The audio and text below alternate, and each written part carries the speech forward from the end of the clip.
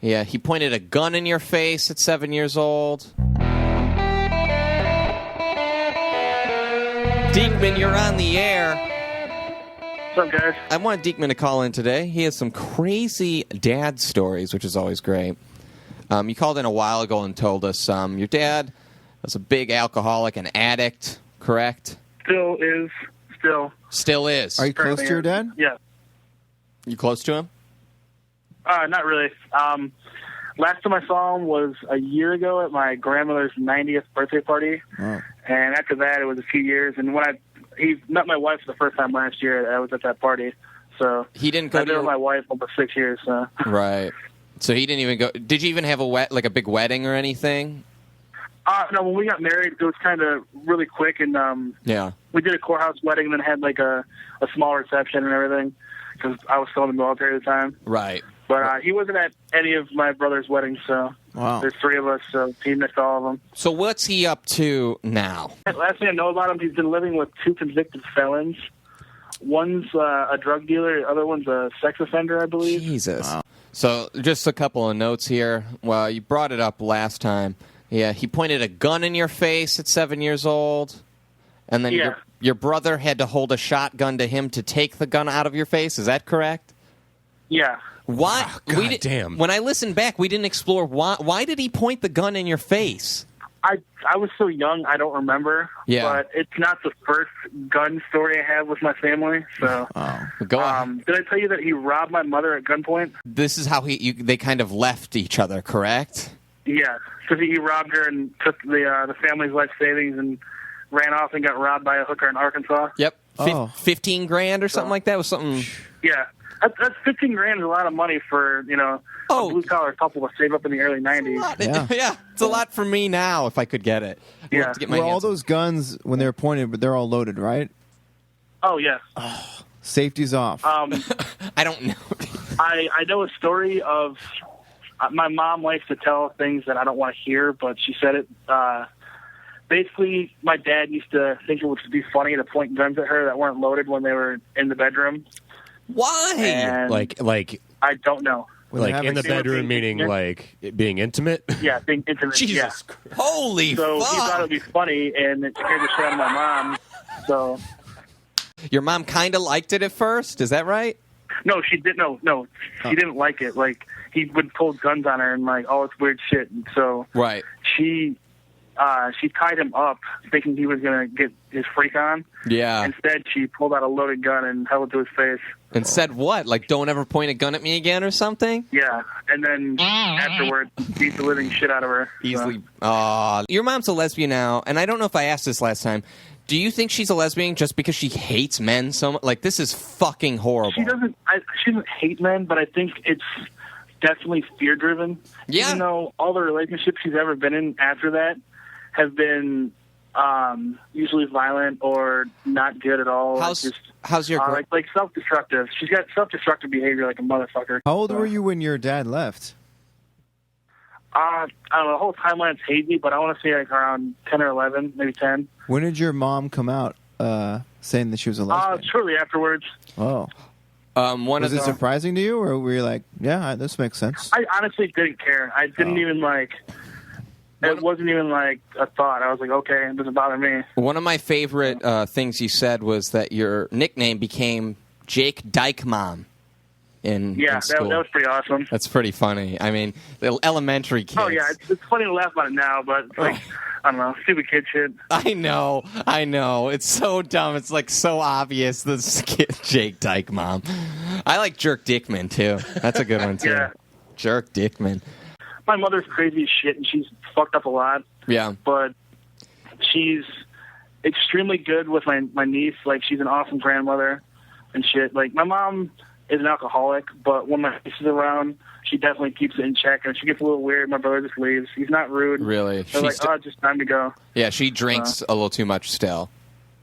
Yeah, but I don't know, she's worked her fucking ass off. She's worked in fucking warehouses and factories her entire life. Yeah. So. She hasn't had it easy, being a single mom with 3 kids. So, you said your dad would bring over kind of crazy biker guys, right? And they'd have, like, knife fights in your garage. Yeah, there was one time, I don't remember what exactly happened. Yeah. But I just remember a bunch of dudes punching each other, and then my uncle chasing a guy up the street with a Bowie knife. What the fuck? Jeez. So. Good God, man. Wow. But my mom's been to jail too for gun shit. So. What show? Like what? For example. Well, when I found out this when I was in the military because I was overseas at the time. Yeah. And my brother calls me and was like, "Hey, mom's been arrested," and because her and a girlfriend she had a big falling out. Mm-hmm. Her girlfriend had co-signed for a car for her, and then their relationship fell apart. So her girlfriend legally could repossess the car. Yeah. And she did, and my mom decided that she was going to drink way too much and take a loaded, like a 9mm, like backup gun, like a smaller 9mm. Right. And she called my brother, and he was like, "Hey," she's like, "Hey, can you drop me off at her house?" And he's like, "Yeah." So they're driving out there, and he has no idea she has a gun on her. Yeah. Or anything like that. So he's driving out there, and she starts putting on like rubber gloves, like she's going to fucking kill somebody. And my brother's like, "What are you doing?" And she's like, "Just let me out here, and you never saw me." And he's like, "Okay." So he drops her off, and next thing I know, I guess she went to the trailer park where her girlfriend was living. I mean, who would have thought? Yeah. And bangs on the door, and her ex-girlfriend opens the door, and she pulls her outside by her hair and starts beating her with a gun. Pistol. And eventually, her ex-girlfriend's current girlfriend tackles my mom and holds her down, and my mom gets arrested for assault with a deadly weapon and whatever else comes along with all that bullshit. Wow. But basically, she went to court. They dropped the assault with a deadly weapon charge because she's never been arrested in her entire life. Right. And she had to do like weekends in jail for like a month and a half. Yeah. I don't know. But what about all that baggage from family? I mean, I'm sure that's somewhere in you. So he's angry about. Oh, I'm an angry guy. Yeah. Don't get me wrong. Yeah. I'm extremely angry, but yeah. I'm also a really happy guy because I have a nice life now. Good for you, man. Are you planning on having a family too? Kids oh yeah, I'm married. I got a son on the way. Oh, so. Congratulations, man. That's awesome. Also, you saw a lot of were they doing drugs a lot around you when you were a kid? Yeah, I saw a lot of people doing coke.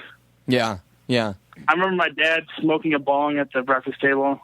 The breakfast. How did you come out so? You sound like you're well adjusted. You sound like you have your everything together. What do you credit that to? I don't know. I got really big into music.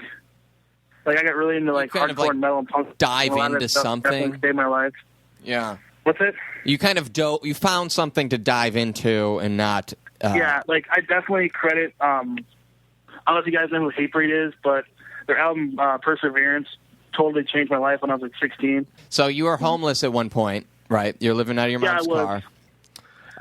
When my parents first got divorced, me and my mom took off in the van. My little brother went to my grandparents, and my older brother stayed with my dad. So you're living in a van. You said you had to sleep with your shoes on just in case because you'd camp everywhere. And you said you had to sleep with your shoes on because just in case you had to get up and just book it. Did you ever have to do that? Yeah. No, but it was always, on the go. Like, I remember, falling asleep at night someplace and waking up in the van. We'd be on the road. Where? Where were you going? Like, where were these pit stops in between it all? All around northern Illinois and stuff. And did you know you were? Did you kind of feel? I don't know. As a kid, you don't really know your surroundings, but I mean, you did live in a home at one point, and now you're on the road. Is this crazy for you as a child? I wasn't homeless for that long. It was only for maybe a summer, before school started. Right. And then my mom got she got the house back, and my dad had to move out. Did you see your dad frequently hit your mom? Was that a frequent occurrence? Yeah. What do you do? I remember the only time that I can really remember is I remember me and my brother were watching In Living Color. I remember that show. Yeah. Yeah, I remember Crisscross was on because that's where we were watching it. And Crisscross. My parents got into it, and I just remember my dad choking my mother over the kitchen sink. Did you ever? The next day, she was wearing big sunglasses because she had a big old black eye. Did you ever fear for your mom's life at these moments? My mom. See, the reason my mom left my dad is because she knew we were getting old enough that we could take care of herself, and she was also feared for her life. Yeah. So that's when she did the whole divorce thing. And so I take it he probably beat you too? I was the one that got it the most. Right. because I don't like to shut my mouth. So so you would was it the back talking that would kind of get you in trouble? Oh yeah, I mean I'm still an instigating asshole and like you definitely are. Push people. Are you afraid of that rage coming out to people that you love? No, not at all. Because like it's just something it's never like crossed my mind. Like I could never lay a hand on like one of my brothers or my wife or anybody like that. Damn. That's good. All I do is hit my brother. All right, man. Well, thanks for the call. All right, yeah, I'll talk to you guys later. Later. Woo. What's up? What's up?